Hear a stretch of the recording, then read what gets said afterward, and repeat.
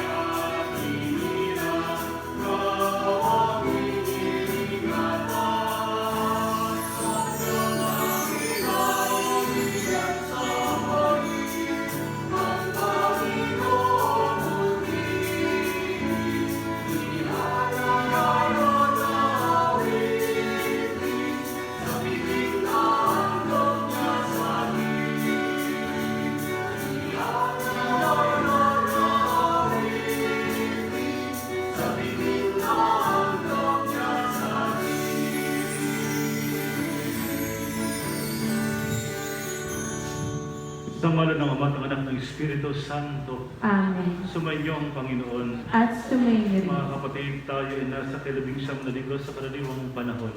At upang maging marapat-dapat tayong gumanap sa pagdiriwang na ito, manahimik tayo sa mandalit, suriin natin ang ating mga sarili. Panginoon, Ikaw ang aming daan patungo sa Ama. Panginoon, kaawaan mo kami. Panginoon, kaawaan mo kami. Kristo, Ikaw lamang ang katotohanan. Kristo, kaawaan mo kami. Kristo, kaawaan mo kami. Panginoon, Ikaw ang buhay at buhay na walang hanggan. Panginoon, kaawaan mo kami. Panginoon, kaawaan mo kami. Kaawaan tayo ng makapangyarihang Diyos, patawarin tayo sa ating mga kasalanan, at patnubayan tayo sa buhay na walang hanggan. Amen.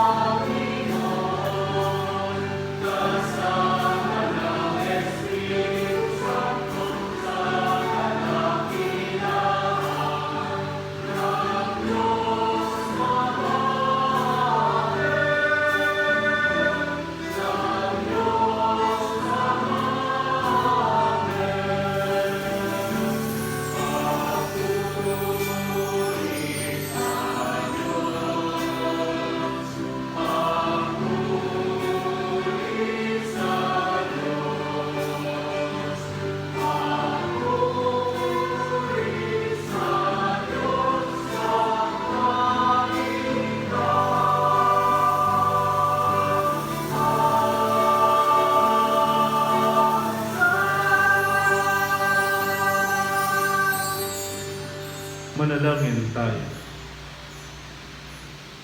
Ama naming makapangyarihan, nakaslog ka naming tinatawagan sa ngalan mo, Ama naming banal.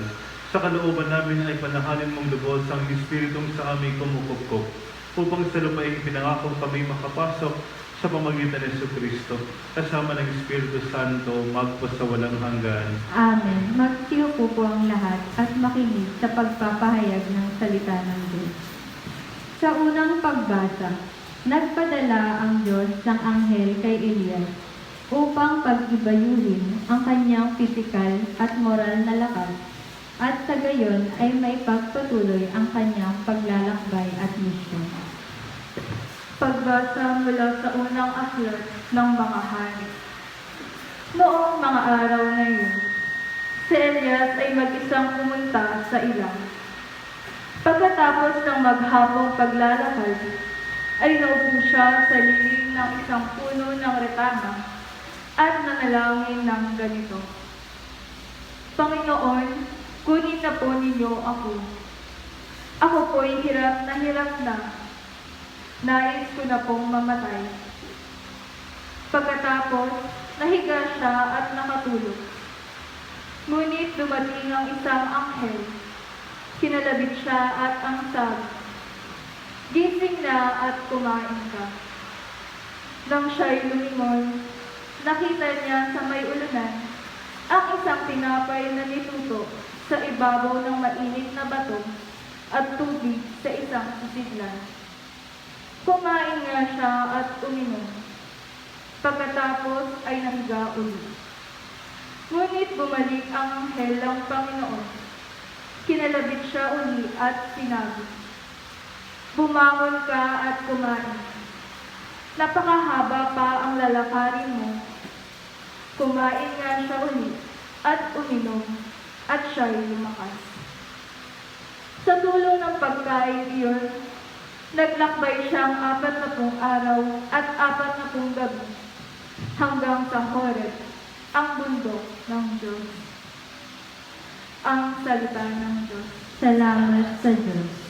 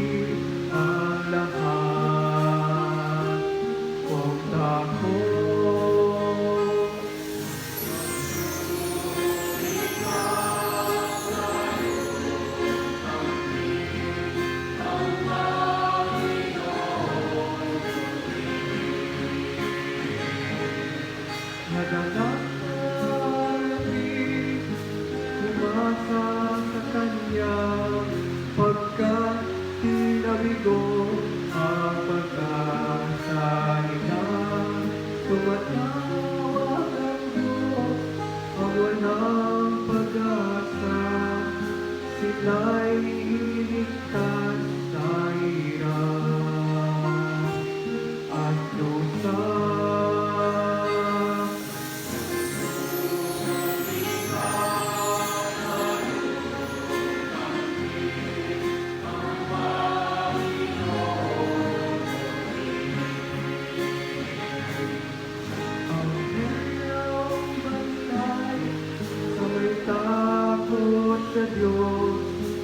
mga panganib, sila'y tinukok ang galing ng noon, hanapin masikap, yaong nagtiwala sa kanyang kaligtas, ay may tuturing na tao.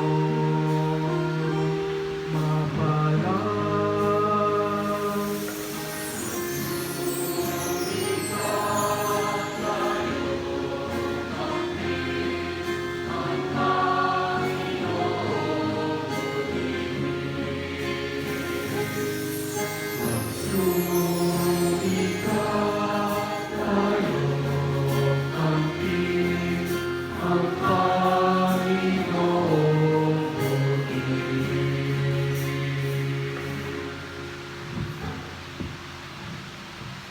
Sa ikalawang pagbasa, mabuti at maawain ang Espiritong tinanggap natin mula sa Diyos.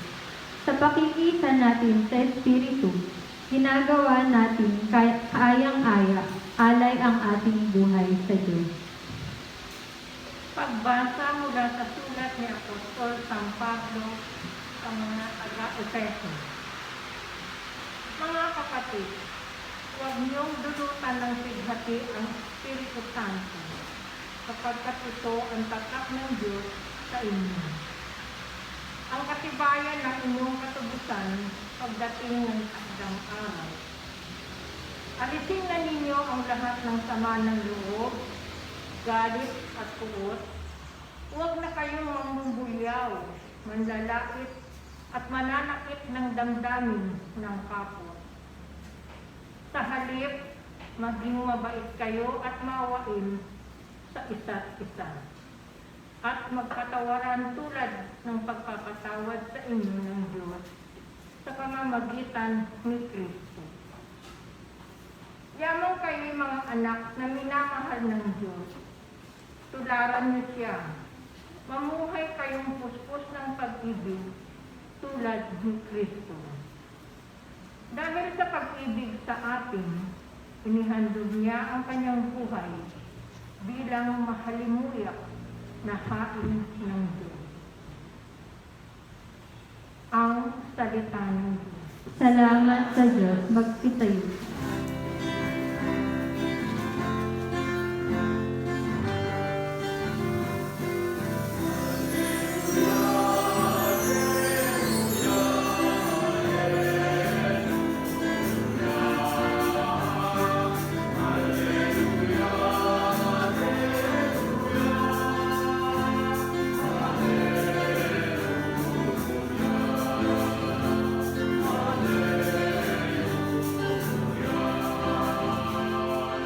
Pagkain dulot ay buhay, Jesus na buong mahal. Buhay natin siya ay kailanman.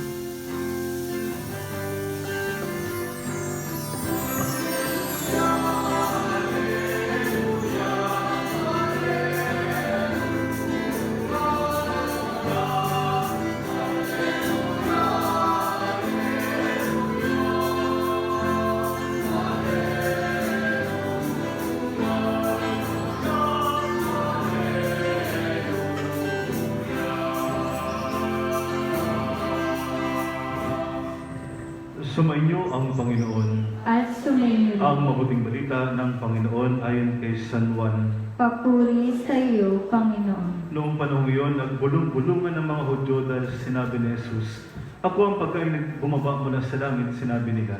Hindi ba ito si Jesus na anak ni Jose? Kilala natin ang kanyang ama't ina. Paano niya ngayong masasabing bumaba ako mula sa langit? Kaya't sinabi ni Jesus, "Huwag kayong magbulong-bulungan. Walang makalalapit sa Ama malibang dalhin siya ng Amang nagsugo sa akin. At ang lalapit sa akin ay muli kong bubuhayin sa huling araw." Nasusulat sa aklat ng mga propeta, at silang lahat ay tuturuan ng Diyos. Ang bawat nakikinig sa Ama at natututo ay lalapit sa akin. Hindi ito nangangahulugang may nakakita na sa Ama, yaong nagmula sa Diyos, ang tanging nakakita sa Ama. Sinasabi ko sa inyo, ang nanlalig sa akin ay may buhay na walang hanggan.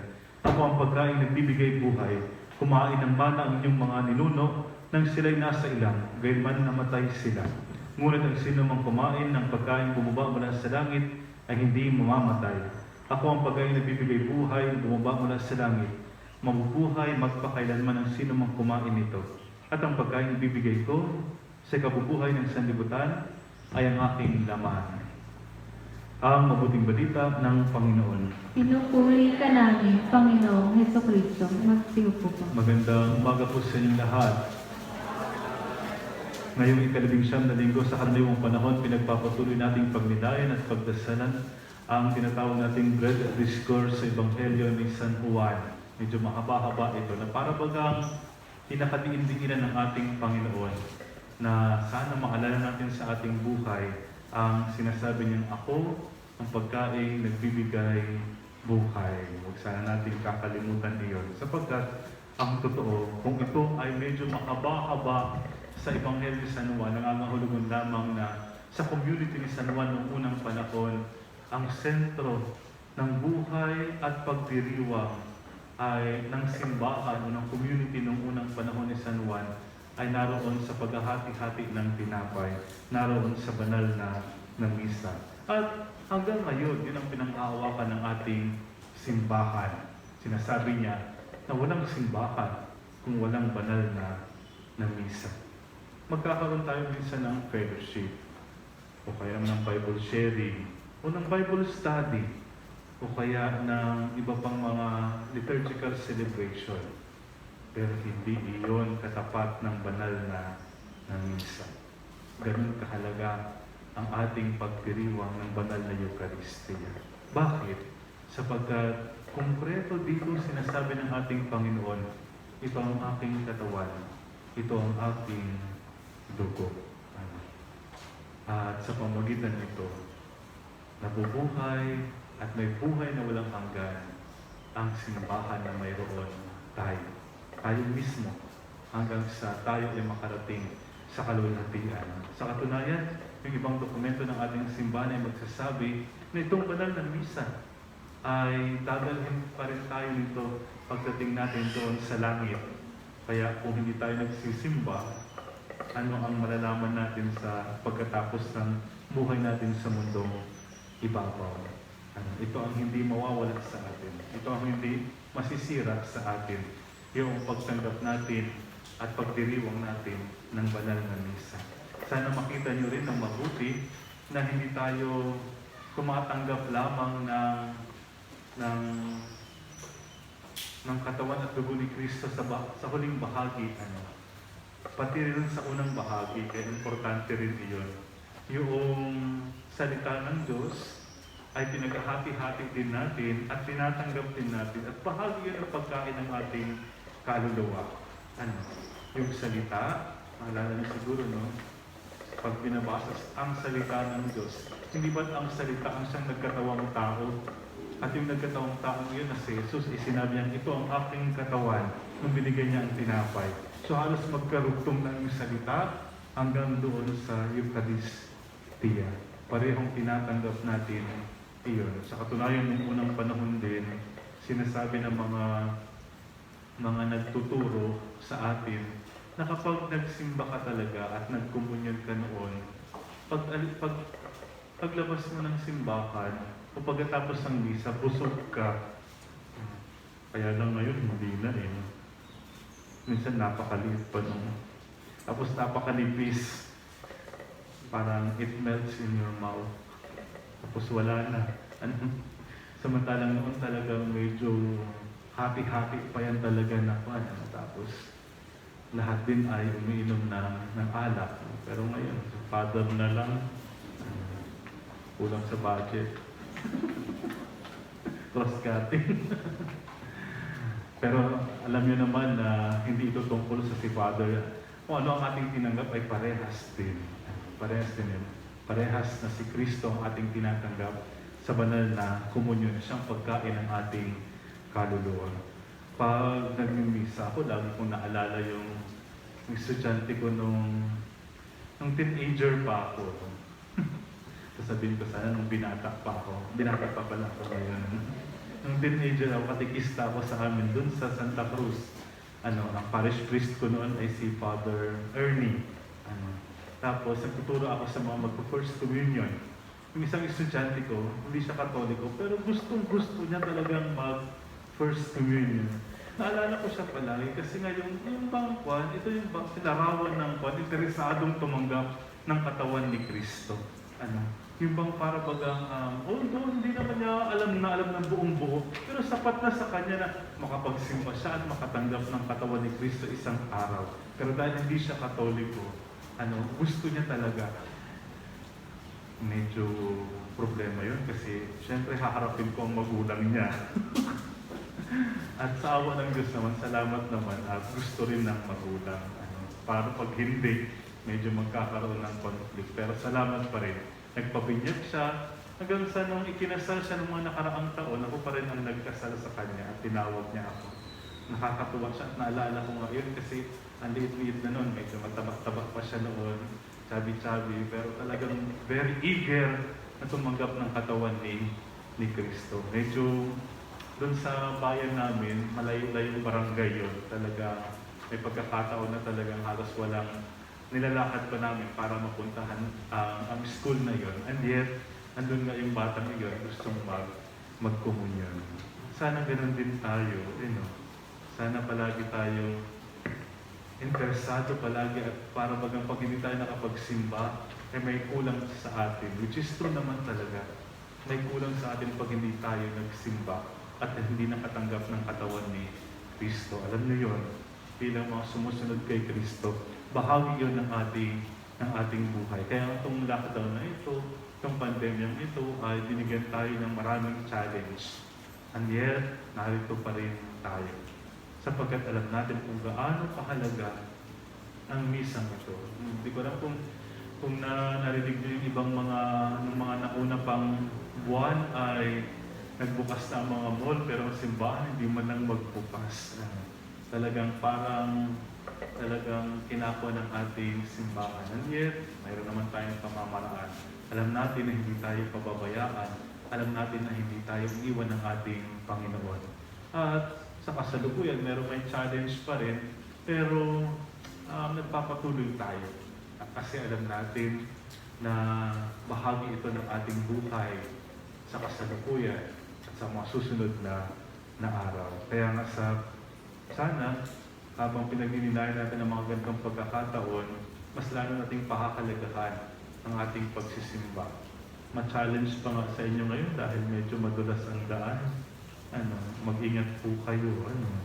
Mag-ingat po tayo kasi nga malumot yung paakyat sa taas. Wala naman nagmamadali siguro. Basta ang mahalaga ay safe kayo makaakyat at safe din kayo makababa. At yun ang sumasalamin kung gaano pinapahalagan natin ang banal na misa.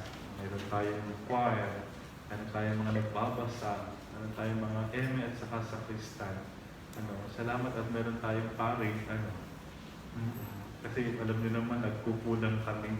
Maliban sa kulang-kulang na kami, nagkukulang pa talaga kami. Magdasal sana tayo na sana mayroong mga binata na gustong magpari para tayo ay magpatuloy ang ating pagsisimba at banal na misa. Tulad ng sabi ko sa inyo, hindi ito ikukumpara sa pagproposisyon, pagrorosaryo, pagnanodina. Iba ang banal na misa. At sana yun ang ating mapahalagahan ng mabuti. Kasi nga, pag nagsisimba tayo, klarong-klaro dito yung, alam nyo, pag halimbawa, yung pagkakaisa. Kung totoo lang yung misa natin talaga, hindi palabas, kumbaga. Kasi pag misa, parang may show. Pero kung susuriin mo ng mabuti, naroon yung pagtutulungan, naroon yung pagmamalasakit, naroon yung pagkakapantay-pantay. Walang special. Special child tayo, special children tayo ng Diyos, siyempre. At saka nagbibigay ng sarili, hindi ba? Naglilingkod sa bawat isa. Noong magpapari ako, parang medyo scandal sa akin na lahat na lang, parang may sariling upuan ng pari, ni-electric pa tapos mayroon pang damit at kung ano-ano. Na nare-realize ko na bahagi yun ng ritual natin, bahagi yun ng ng paglilingkod. Lahat bahagi, meron tayong kanya-kanyang role. Hindi madali na tumayo dito, magsuot ng ganito. Try nyo. Pakainit-init. Tapos magsasalita ka sa harapan na, alam ko, ang pang mga mas magagaling sa akin, tungkol sa buhay, tungkol sa pananampalataya. Yet, meron tayong kanya-kanyang role. Sana magampanan natin ang bawat isa. Pag sabi ko sa mga nagsisimba kung gusto niyong maiksi ang homily ni Father John, huwag niyo siyang titignan. Pero pag tumitingin kayo, lalong umahaba yun. Kasi parang nagbibigay din sa akin ng maraming inspirasyon na may nakikinig sa akin. Salamat sa Diyos. At syempre, naibibigay ko ang aking sarili. Ganun din yan sa pagtuturo kasi nung nagtuturo ako, pag may nagtatanong, mas lalo akong nakakapagsagot at nakakapagturo ng mabuti. Pero pag wala na nagtatanong, wala na rin akong maituturo. Nakakawalang gana rin kasi pag minsan. Pero syempre, iba pa rin ang banal na misa. Ang gusto ko lang sabihin sa bandang dulo ng pagkahaba-haba ng sinasabi ko, mapahalagahan natin ang misa sapagkat pinahahalagahan tayo ng Diyos. Sapagkat palagi niyang sinasabing, ito ang aking katawan upang magkaroon tayo ng buhay at buhay na walang hanggan. Amen. Sumasampalataya ako sa Diyos sa mga kapangyarihan sa lahat, na may gawa ng langit at lupa. Sumasampalataya ako kay Kristo, iisang anak ng Diyos, Panginoon nating lahat. Nagkatawang tao siya lalang ng Espiritu Santo, pinanganak ni Santa Maria ang Bermen, pinagpakasakit ni Poncio Pilato, ipinako sa krus na matay nilibig, nanawag sa kinaroroonan ng mga yumao, nang may 3 araw na buhay na magmuli, umakyat sa langit, naluklok sa kanan ng Diyos amang makapangyarihan sa lahat. Doon magmumula paririto at huhukom sa mga nabubuhay at mga matay na tao. Sumasampalataya naman ako sa Diyos Espiritu Santo, sa banal na simbahang Katolika, sa kasamahan ng mga banal, sa kapatawaran ng mga kasalanan, sa pagkabuhay na muli ng mga matay na tao, at sa buhay na walang hanggan. Amen. Sa oras ng ating pangangailangan, nariyan ang ating amang nasa langit na hindi lumilimot sa kanyang bayan. Dumulog tayo sa kanya upang pagkaluban niya tayo ng lakas ng loob na makapagbigay buhay din sa kapwa tulad ng kanyang anak na si Jesus. Taglay ang matibay na pananampalataya, ating italangin, Panginoon, digin mo ang iyong bayan.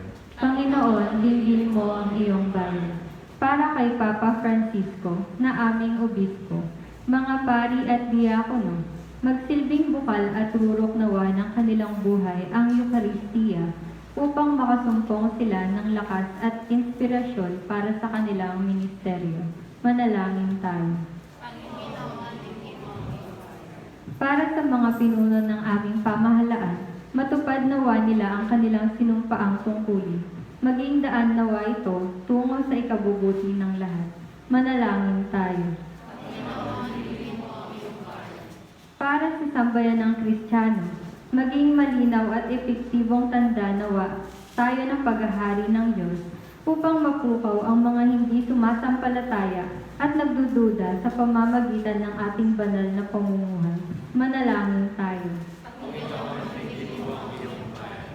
Para sa mga may matinding pinagdaraanan sa buhay, makadama nawa sila ng paghilom at pag-asa kay Jesus, ang tinapay ng buhay. Manalangin tayo. Para sa mga yumao, makatagpo nawa sila ng kagalakan at kapayapaang walang hanggan sa piling ng Panginoon. Manalangin tayo. Sa ilang sandali ng katahimikan, itaas natin sa Diyos ang ating personal na kahilingan, gayon din ang mga taong lubos na nangangailangan ng ating panalangin. Manalangin tayo. Kapagpalang Ama, ikaw ang pinagmumulan ng lahat ng biyaya, gabayan mo ang iyong bayan tungo sa pagpapakabanal. Upang sa aming pagsunod sa iyo, kami rin ay makaisa ni Jesucristo ang anak mo, na buong pusong nag-alay ng sarili upang maging pagkaing nagbibigay buhay. Siyang nabubuhay, kapiling mo at ng Espiritu Santo, magpasawalang hanggan. Amen.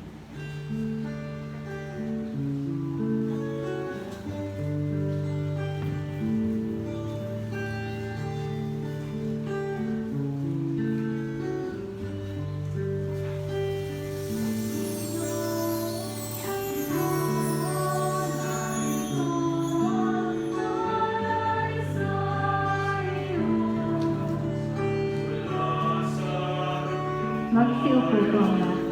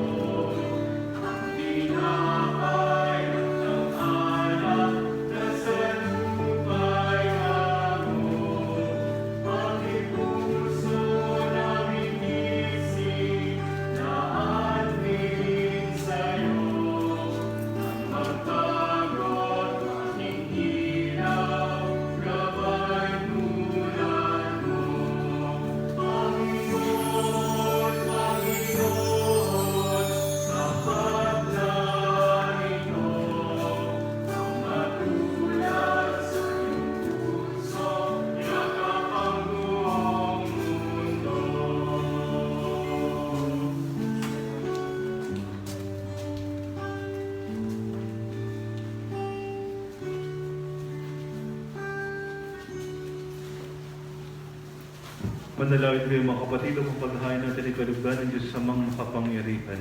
Tanggapin nawa ng Panginoon itong pag-aalis sa iyong mga kamay, sa kapurihan niya at karangalan sa ating kapakinabangan at sa buong sambayanan niyang banal.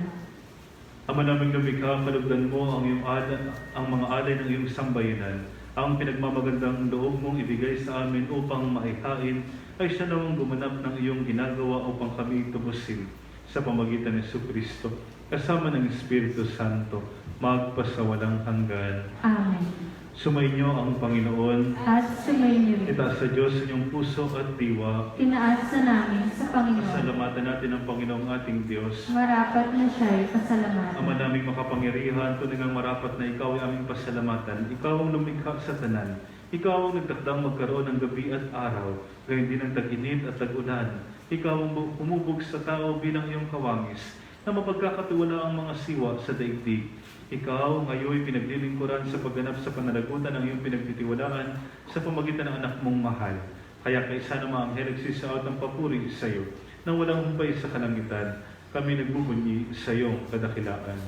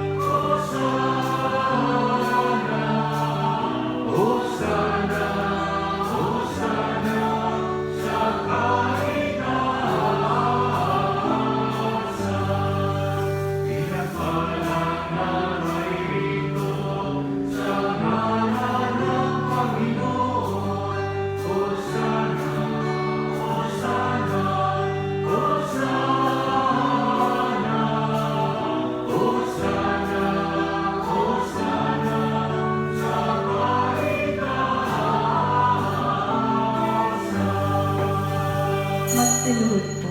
Ama naming banal, ikaw ang bukal ng tanang kabanalan kasi sa pamagitan ng Espiritu kay banal ang mga kaloob na ito upang para sa amin maging katawan at dugo ng aming Panginoong Jesucristo. Bago niya pinagtiis ang kusang loob na maging handog, ginawa kanyang tinapay. Pinasalamatan kanya, pinaghati-hati niya yun, inabot sa kanyang malagad at sinabi, "Tanggapin niyong lahat ito at kanin. Ito ang aking katawan na ihahandog para sa inyo."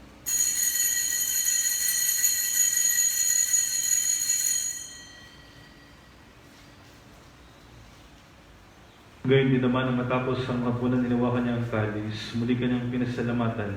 Inabot niya ang kalis sa kanyang malagad at sinabi, "Tanggapin niyong lahat ito at inumin. Ito ang kalis ng aking dugo, ng bago at walang hanggang tipan.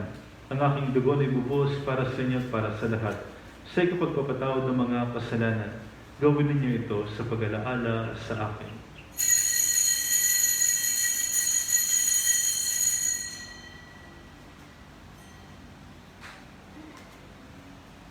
Ipagmunyi natin ang misteryo ng pananampalataya. Magsisayo.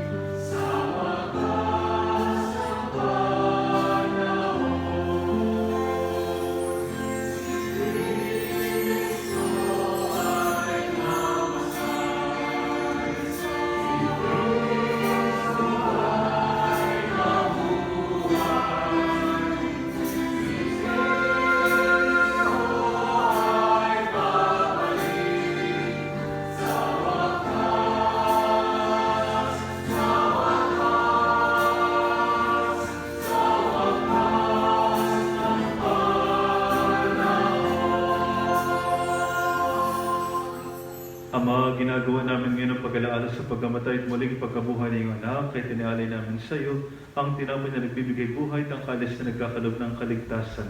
Kami nagpapasalamat dahil kami yung minarapat na tumayo sa harap mo para maglingkod sa iyo. Isinasamo namin kami magsalo-salo sa katawan at dugo ni Kristo ay mabuklod sa pagkakaisa sa pamagitan ng Espiritu Santo. Amaling amin mong simbang na ganap sa buong daigdig. Puspusin mo kami sa pag-ibig kay San Francisco na aming Papa, ni Bartolome naming Obispo at ang Tanang Kaparian.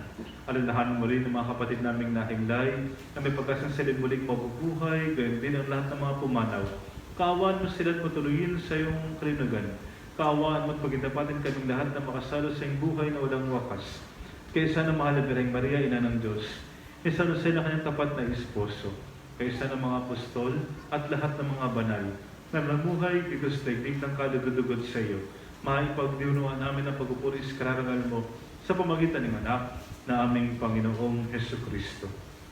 Sa pamagitan ni Kristo, kasama niya at sa Kanya, ang lahat ng parangal papuray sa iyo, Diyos sa mamakapangyarihan, kasama ng Espiritu Santo, magpasawalang hanggan.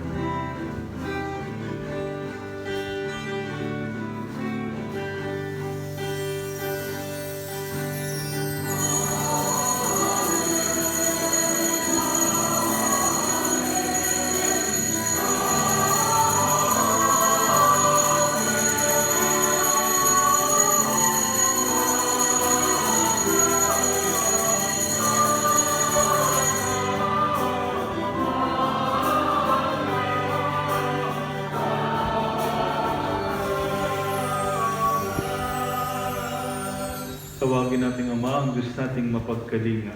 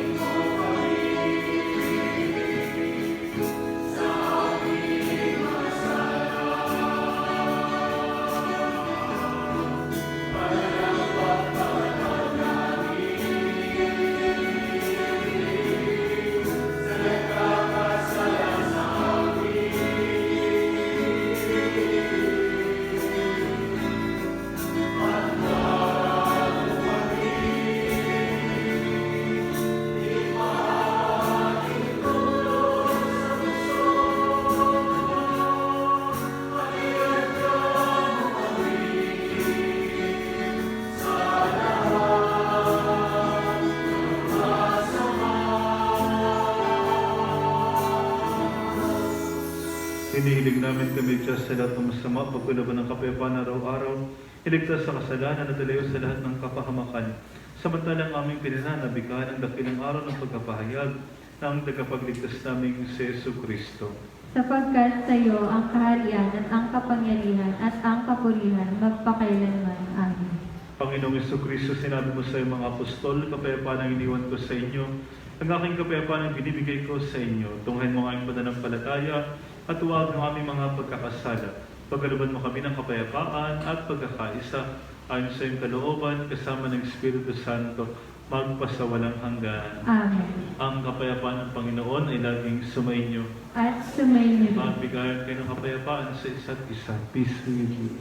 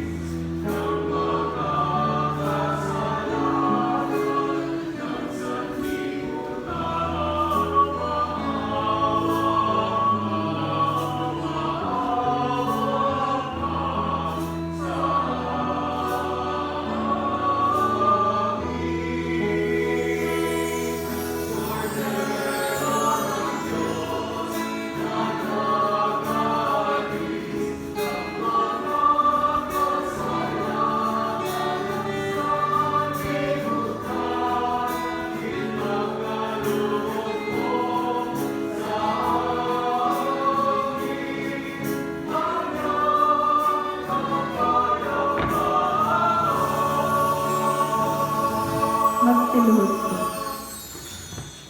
Narito si Jesus, ang kordero ng Diyos na nag-aalis ng mga kasalanan sa sanlibutan. Mapalad tayo inaanyahan sa kanyang banal na pikit. Panginoon, hindi ako karapat-dapat na magpatuloy sa iyo, ngunit sa isang salita mo lamang ay gagaling na ako.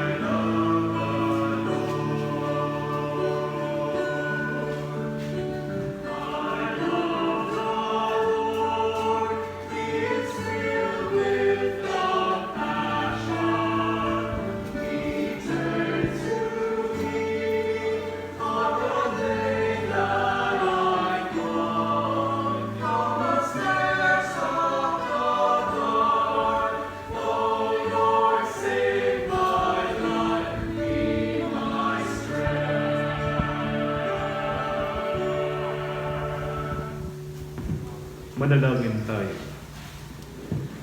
Ama naming mapagmahal, ang pakikinabang namin sa piging na banal ay magdulot nawa sa amin ng kaligtasan at magtanghal sa amin sa lingning ng iyong katapatan sa pamagitan ng Jesucristo, kasama ng Espiritu Santo, magpas na walang hanggan. Amen. Sa linggo po ay kapistahan ng Assumption at pag-aakyat kay Maria sa langit. Sumainyo ang Panginoon. At sumainyo. At pagpalain kayo ng makapangyarihang Diyos ng Ama at ng Anak, ng Espiritu Santo. Amen. Tapos ng ating banal na misa, mag-ingat po kayo sa pag-uwi, umayo kayong taglay, kapayapaan, at pag-ibig ni Kristo. Salamat sa Diyos.